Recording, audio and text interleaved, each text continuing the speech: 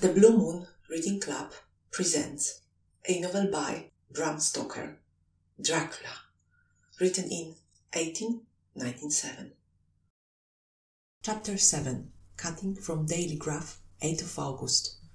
Pasted in Mina journal, from a correspondent, Whitby. One of the greatest and suddenest storms on record has just been experienced here, with results both strange and unique. The weather had been somewhat sultry, but not to any degree uncommon in the month of August. Saturday evening was as fine as was ever known, and the great body of holiday makers laid out yesterday for visits to Mulgrave Woods, Robin Hood's Bay, Rigmill, Ranswick, Staithes, and the various trips in the neighbourhood of Whitby. The steamers Emma and Scarborough made trips up and down the coast, and there was an unusual amount of tripping both to and from Whitby. The day was unusually fine till the afternoon, when some of the gossips who frequent the Eastcliff churchyard and from that commanding eminence watch the wide sweep of sea visible to the north and east, called attention to a sudden show of mares' tails high in the sky to the northwest. The wind was then blowing from the southwest in the mild degree, which in barometrical language is ranked number 2, light breeze. The coast guard on duty at once made report, and one old fisherman, who for more than half a century has kept watch on weather signs from the Eastcliff, foretold in an emphatic manner the coming of a sudden storm. The approach of sunset was so very beautiful, so grand in its masses of splendidly coloured clouds, that there was quite an assemblage on the walk along the cliff in the old churchyard to enjoy the beauty. Before the sun dipped below the black mass of Kettleness, standing boldly athwart the western sky, its downward way was marked by myriad clouds of every sunset colour, flame, purple, pink, green, violet, and all the tints of gold, with here and there masses not large, but of seemingly absolute blackness, in all sorts of shapes, as well outlined as colossal silhouettes. The experience was not lost on the painters, and doubtless some of the sketches of the prelude to the great storm will grace the R.A. and R.I. walls in May next. More than one captain made up his mind then and there that his couple, or his mule, as they termed the different classes of boats, would remain in the harbour till the storm had passed. The wind fell away entirely during the evening, and at midnight there was a dead calm, a sultry heat, and that prevailing intensity which, on the approach of thunder, affects persons of a sensitive nature. There were but few lights in sight at sea, for even the coasting steamers, which usually hug the shore so closely, kept well to seaward, and but few fishing boats were in sight. The only sail noticeable was a foreign schooner with all sails set, which was seemingly going westwards. The foolhardiness or ignorance of her officers was a prolific theme for comment whilst she remained in sight, and efforts were made to signal her to reduce sail in face of her danger. Before the night shut down, she was seen with sails idly flapping as she gently rolled on the undulating swell of the sea, as idle as a painted ship upon a painted ocean. Shortly before 10 o'clock the stillness of the air grew quite oppressive, and the silence was so marked that the bleating of a ship inland or the barking of a dog in the town was distinctly heard, and the band on the pier, with its lively French air, was like a discord in the great harmony of nature's silence. A little after midnight came a strange sound from over the sea, and high overhead the air began to carry a strange, faint, hollow booming. Then, without warning, the tempest broke, with a rapidity which, at the time, seemed incredible, and even afterwards is impossible to realize. The whole aspect of nature at once became convulsed. The waves rose in growing fury, each overtopping its fellow, till in a very few minutes the lately glassy sea was like a roaring and devouring monster. White-crested waves beat madly on the level sands and rushed up the shelving cliffs. Others broke over the piers, and with their spume swept the lanthorns of the lighthouses which rise from the end of either pier of Whitby harbour. The wind roared like thunder, and blew with such force that it was with difficulty that even strong men kept their feet, or clung with grim clasp to the iron stanchions. It was found necessary to clear the entire piers from the mass of onlookers, or else the fatalities of the night would have been increased manifold. To add to the difficulties and dangers of the time, masses of sea folk came drifting inland, white, wet clouds which swept by in ghostly fashion, so dank and damp and cold that it needed but little effort of imagination to think that the spirits of those lost at sea were touching their living brethren with the clammy hands of death, and many a one shuddered as the wreaths of sea mist swept by. At times the mist cleared, and the sea for some distance could be seen in the glare of the lightning, which now came thick and fast, followed by such sudden peals of thunder that the whole sky overhead seemed trembling under the shock of the footsteps of the storm. Some of the scenes thus revealed were of immeasurable grandeur and of absorbing interest. The sea, running mountains high, threw skywards with each wave mighty masses of white foam, which the tempest seemed to snatch at end, whirl away into space. Here and there a fishing boat with a rack of sail, running madly for shelter before the blast. Now and again the white wings of a storm-tossed seabird. On the summit of the east cliff the new searchlight was ready for experiment, but had not yet been tried. The officers in charge of it got it into working order, and in the pauses of the inrushing mist swept with it the surface of the sea. Once or twice its service was most effective, as when a fishing boat with gunwale under water rushed into the harbour, able by the guidance of the sheltering light to avoid the danger of dashing against the piers. As each boat achieved the safety of the port, there was a shout of joy from the mass of people on shore, a shout which for a moment seemed to cleave the gale and was then swept away in its rush. Before long, the searchlight discovered some distance away a schooner with all sails set, apparently the same vessel which had been noticed earlier in the evening.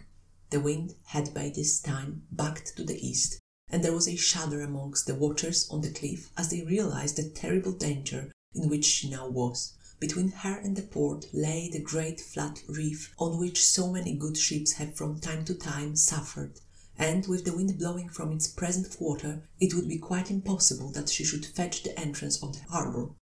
It was now nearly the hour of high tide, but the waves were so great that in their throes the shallows of the shore were almost visible, and the schooner, with all sails set, was rushing with such speed that, in the words of one old salt, she must fetch up somewhere, if it was only in hell. Then came another rush of sea folk, greater than any hitherto, a mass of dank mist, which seemed to close on all things like a grey pall, and left available to men only the organ of hearing for the roar of the tempest and the crash of the thunder, and the booming of the mighty billows came through the damp oblivion even louder than before.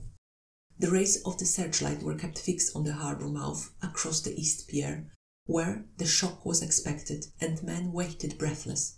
The wind suddenly shifted to the northeast, and the remnant of the sea fog melted in the blast. And then, mirabile dictu, between the piers, leaping from wave to wave as it rushed at headlong speed, swept the strange schooner before the blast, with all sails set, and gained the safety of the harbour. The searchlight followed her, and a shudder ran through all who saw her, for lashed to the helm was a corpse with dropping head, which swung horribly to and from at each motion of the ship. No other form could be seen on the deck at all. A great awe came on all as they realized that the ship, as if by a miracle, had found the harbour unsteered, save by the hand of a dead man. However, all took place more quickly than it takes to write these words. The schooner paused not, but rushing across the harbour pitched herself on that accumulation of sand and gravel washed by many tides and many storms into the southeast corner of the pier, jutting under the east cliff, known locally as Tate Hill Pier. There was of course a considerable concussion as the vessel drove up on the sand heap.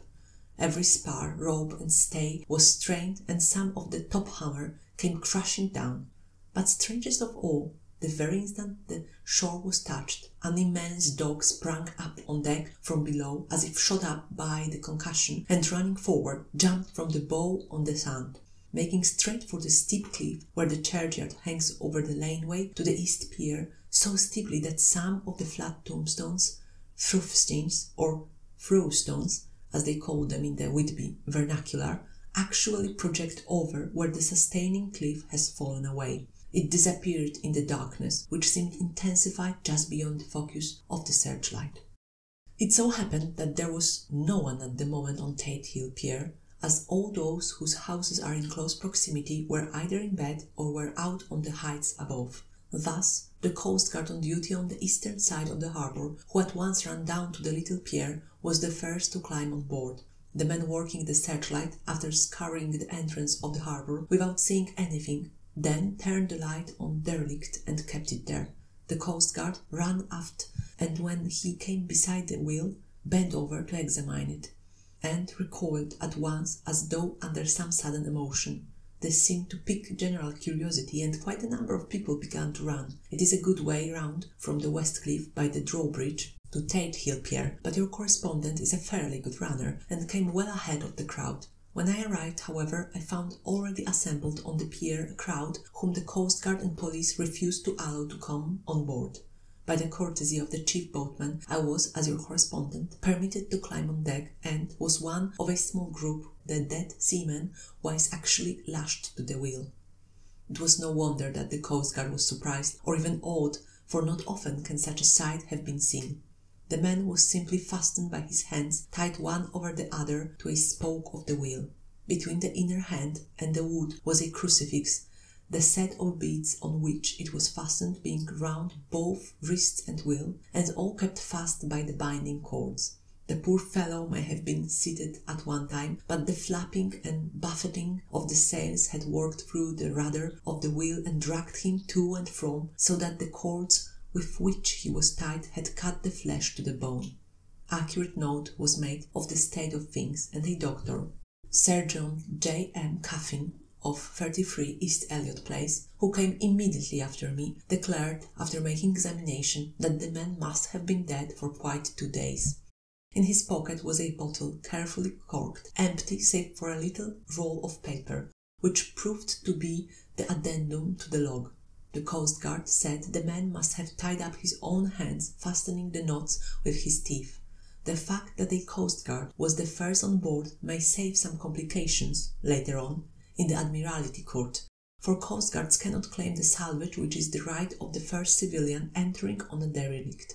Already, however, the legal tongues are wagging, and one young law student is loudly asserting that the rights of the owner are already completely sacrificed, his property being held in contravention of the statutes of mortmain, since the tiller, as emblemship, if not proof of delegated possession, is held in a dead hand.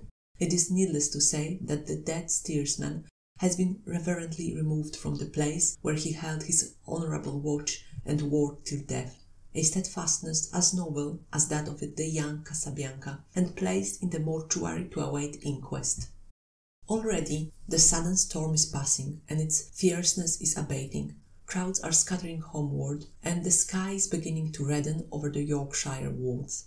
I shall send, in time for your next issue, further details of the derelict ship which found her way so miraculously into harbour in the storm. Whitby, 9th of August. The sequel to the strange arrival of the derelict in the storm last night is almost more startling than the thing itself. It turns out that the schooner is a Russian from Varna and is called the Demeter. She is almost entirely in ballast of silver sand, with only a small amount of cargo, a number of great wooden boxes filled with mould. This cargo was consigned to a Whitby solicitor, Mr. S. F. Billington of 7th the Crescent, who this morning went aboard and formally took possession of the goods consigned to him. The Russian consul, too, acting for the charter party, took formal possession of the ship and paid all harbour dues, etc. Nothing is talked about here today except this strange coincidence. The officials of the Board of Trade have been most exacting in seeing that every compliance has been made with existing regulations. As the matter is to be a 9 days' wonder, they are evidently determined that there shall be no cause of after-complaint. A good deal of interest was abroad concerning the dog, which landed when the ship struck, and more than a few of the members of the SPCA, which is very strong in Whitby, have tried to befriend the animal. To the general disappointment, however, it was not to be found. It seems to have disappeared entirely from the town. It may be that it was hiding in terror. There are some who look with dread on such a possibility, lest later on it should in itself become danger, for it is evidently a fierce brute. Early this morning, a large dog, a half-bred mastiff belonging to a coal merchant close to Tate Hill Pier, was found dead in the roadway opposite to its master's yard. It had been fighting and manifestly had had a savage opponent, for its throat was torn away and its belly was slit open as if with a savage claw. Later, by the kindness of the Board of Trade Inspector, I have been permitted to look over the logbook of the Demeter, which was in order up to within 3 days, but contained nothing of special interest except as to facts of missing men. The greatest interest, however, is with regard to the paper found in the bottle, which was today produced at the inquest, and a more strange narrative than the two between them unfold it has not been my lot to come across. As there is no motive for concealment, I am permitted to use them, and accordingly send you a rescript simply omitting technical details of seamanship and supercargo. It almost seems as though the captain had been seized with some kind of mania before he had got well into blue water, and that this had developed persistently throughout the voyage. Of course, my statement must be taken cum grano, since I am writing from the dictation of a clerk of the Russian consul, who kindly translated for me, time being short. Log of the Demeter, Varna to Whitby. Written 18th July, things so strange happening that I shall keep accurate note henceforth till we land. On 6th July we finished taking in cargo, silver sand and boxes of earth. At noon set sail, east wind, fresh, crew, 5 hands, 2 maids, cook and myself, captain. On 11th July at dawn entered Bosphorus, boarded by Turkish customs officers, bakshish, all correct. Underway at 4 p.m. On 12 July through Dardanelles, more customs officers and flagboat of guarding squadron. Bakshish again. Work of officers thorough but quick. Want us off soon. At dark passed into archipelago. On 13th of July passed Cape Matapan. Crew dissatisfied about something. Seemed scared but would not speak out. On 14th July was somewhat anxious about crew, men all steady fellows who sailed with me before. Mate could not make out what was wrong. They only told him there was something, and crossed themselves. Mate lost temper with one of them that day and struck him. Expected fierce quarrel, but all was quiet. On 16th July mate reported in the morning that one of crew, Petrovsky, was missing. Could not account for it. Took larboard watch 8 bells last night. Was relieved by Abramov, but did not go to bunk. Men more downcast than ever. All said they expected something of the kind, but would not say more than there was something aboard. Mate getting very impatient with them. Feared some trouble ahead. On 17th July, yesterday, one of the men, Olgaren, came to my cabin and in an awestruck way confided to me that he thought there was a strange man aboard the ship. He said that in his watch he had been sheltering behind the deck-house as there was a rainstorm, when he saw a tall, thin man, who was not like any of the crew, come up the companionway and go along the deck forward, and disappeared. He followed cautiously, but when he got to bows found no one, and the hatchways were all closed. He was in a panic of superstitious fear, and I'm afraid the panic may spread. To allay it, I shall today search the entire ship carefully from stem to stern. Later in the day I got together the whole crew, and told them, as they evidently thought there was someone in the ship, we would search from stem to stern. First mate angry, said it was folly, and to yield to such foolish ideas would demoralize the men. Said he would engage to keep them out of trouble with a handspike. I let him take the helm, while the rest began thorough search, all keeping abreast with lanterns. We left no corner unsearched. As there were only the big wooden boxes, there were no odd corners where men could hide. Men, much relieved, went search over and went back to work cheerfully. First mate scowled but said nothing. 22nd July. Rough weather last 3 days, and all hands busy with sails, no time to be frightened. Men seem to have forgotten their dread. Mate cheerful again, and all on good terms. Praised men for work in bad weather. Past Gibraltar and out through Straits. All well. 24th of July. There seems some doom over this ship. already a hand short, and entering on the Bay of Biscay with wild weather ahead, and yet last night another man lost, disappeared, like the first. He came off his watch and was not seen again. Men all in a panic of fear, sent around robbing, asking to have double watch, as they fear to be alone. Mate angry, fear there will be some trouble, as either he or the man will do some violence. 28th of July. 4 days in hell, knocking about in a sort of maelstrom, and the wind a tempest. No sleep for anyone. Men all worn out, hardly know how to set a watch, since no one fit to go on. Second mate volunteered to steer and watch, and let men snatch a few hours' sleep. Wind abating, seas still terrific, but feel them less as ship is steadier. 29th July. Another tragedy. Had single watch tonight, as crew too tired to double. When warning watch came on deck, could find no one except steersman. Raised outcry, and all came on deck. Thorough search, but no one found. Are now without second mate, and crew in a panic.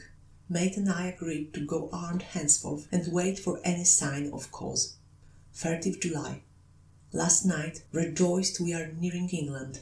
Weather fine, all sails set. Retired, worn out, slept soundly. Awaked by mate telling me that both men of watch and steersman missing. Only self and mate and 2 hands left to work ship.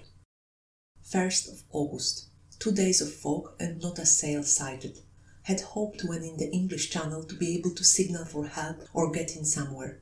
Not having power to work sails, have to run before wind. Dare not lower, as could not raise them again. We seem to be drifting to some terrible doom. Mate now more demoralized than either of men. His stronger nature seems to have worked inwardly against himself. Men are beyond fear, working stolidly and patiently with minds made up to worst. They are Russian, he Romanian. 2nd of August, midnight. Woke up from few minutes' sleep by hearing a cry, seemingly outside my port. Could see nothing in fog. Rushed on deck and ran against mate.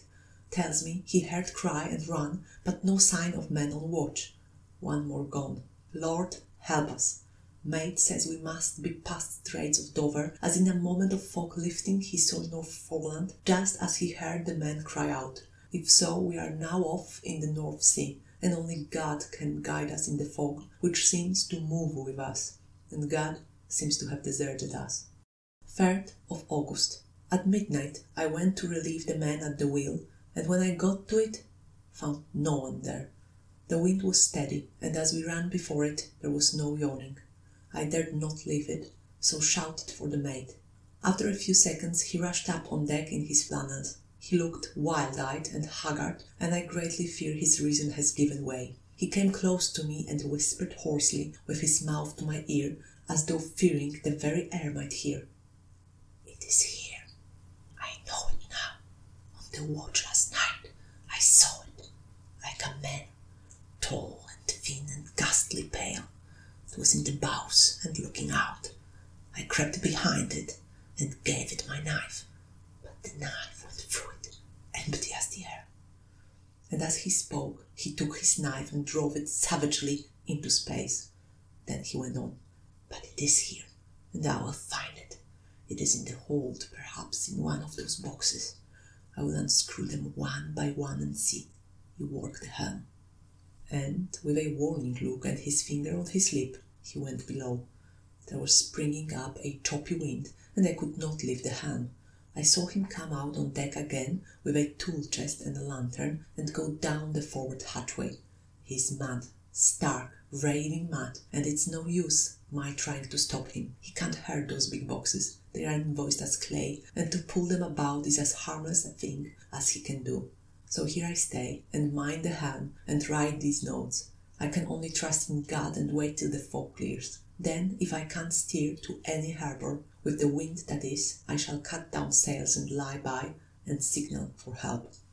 It is nearly all over now. Just as I was beginning to hope that the mate would come out calmer, for I heard him knocking away at something in the hold, and work is good for him, There came up the hatchway a sudden, startled scream which made my blood run cold, and up on the deck he came as if shot from a gun, a raging madman, with his eyes rolling and his face convulsed with fear. "Save me! Save me!" he cried, and then looked round on the blanket of fog. His horror turned to despair, and in a steady voice he said, "You had better come too, Captain, before it is too late. He is there. I know the secret now. The sea will save me from him, and it is all that is left." Before I could say a word or move forward to seize him, he sprang on the bulwark and deliberately threw himself into the sea. I suppose I know the secret too now. It was this madman who had got rid of the men one by one, and now he has followed them himself. God help me! Am I to account for all these horrors when I get to port? When I get to port, will that ever be? 4th of August. Still fog, which the sunrise cannot pierce. I know there is sunrise because I am a sailor. Why else, I know not. I dared not to go below, I dared not to leave the helm. So here all night I stayed, and in the dimness of the night I saw it. Him. God forgive me, but the mate was right to jump overboard. It was better to die like a man, to die like a sailor in blue water. No man can object. But I am captain, and I must not leave my ship. But I shall baffle this fiend or monster, for I shall tie my hands to the wheel when my strength begins to fail, and along with them I shall tie that which it dare not touch. And then, come good wind or foul, I shall save my soul, and my honour as a captain. I am growing weaker, and the night is coming on. If he can look me in the face again, I may not have time to act. If we are wrecked, mayhap this bottle may be found, and those who find it may understand. If not, well, then all men shall know that I have been true to my trust. God and the Blessed Virgin and the saints help a poor ignorant soul trying to do his duty.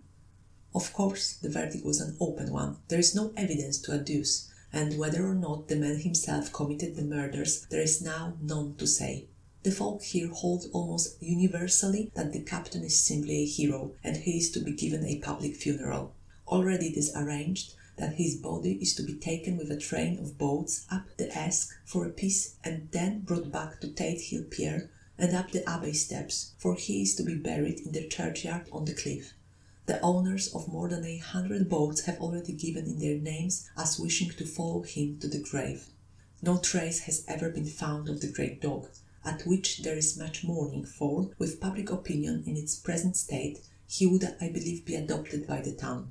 Tomorrow we'll see the funeral, and so will end this one more mystery of the sea.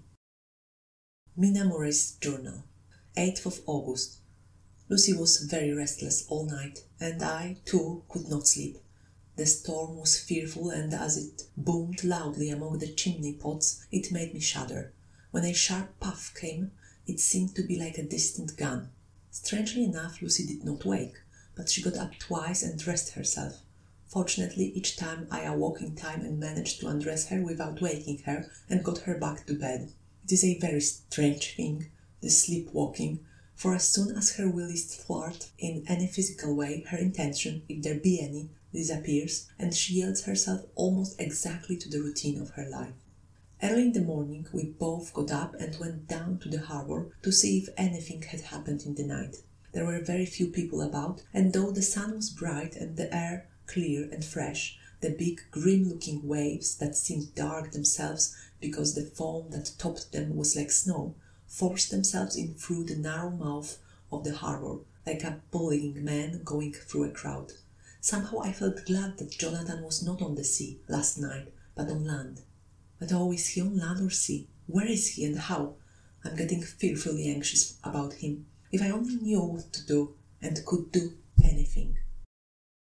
10th of August. The funeral of the poor sea captain today was most touching. Every boat in the harbour seemed to be there, and the coffin was carried by captains all the way from Tate Hill Pier up to the churchyard. Lucy came with me, and we went early to our old seat, whilst the cortege of boats went up the river to the viaduct and came down again. We had a lovely view, and saw the procession nearly all the way. The poor fellow was laid to rest quite near our seat, so that we stood on it when the time came and saw everything. Poor Lucy seemed much upset. She was restless and uneasy all the time, and I cannot but think that her dreaming at night is telling on her. She is quite odd in one thing. She will not admit to me that there is any cause for restlessness, or if there be, she does not understand it herself. There is an additional cause in that poor old Mrs. Swalls was found dead this morning on our seat, his neck being broken. He had evidently, as the doctor said, fallen back in the seat in some sort of fright, for there was a look of fear and horror on his face that the men said made them shudder. Poor dear old man! Perhaps he had seen death with his dying eyes. Lucy is so sweet and sensitive that she feels influences more acutely than other people do. Just now she was quite upset by a little thing which I did not much heed, though I am myself very fond of animals. One of the men who came up here often to look for the boats was followed by his dog. The dog is always with him. They are both quiet persons, and I never saw the man angry nor heard the dog bark. During the service the dog would not come to its master, who was on the seat with us, but kept a few yards off, barking and howling. Its master spoke to it gently, and then harshly, and then angrily, but it would neither come nor cease to make a noise. It was in a sort of fury, with its eyes savage and all its hairs bristling out like a cat's tail when puss is on the warpath. Finally the man, too, got angry and jumped down and kicked the dog, and then took it by the scruff of the neck and half dragged and half threw it on the tombstone on which the seat is fixed. The moment it touched the stone, the poor thing became quiet and fell all into a tremble. It did not try to get away, but crouched down quivering and cowering, and was in such a pitiable state of terror that I tried, though without effect, to comfort it. Lucy was full of pity too, but she did not attempt to touch the dog, but looked at it in an agonized sort of way. I greatly fear that she is of too supersensitive a nature to go through the world without trouble. She will be dreaming of this tonight, I'm sure. The whole agglomeration of things, the ship steered into port by a dead man, his attitude, tied to the wheel with a crucifix and beads, the touching funeral, the dog, now furious and now in terror, will all afford material for her dreams. I think it will be best for her to go to bed tired out physically, so I shall take her for a long walk by the cliffs to Robin Hood's Bay and back. She ought not to have much inclination for sleepwalking then.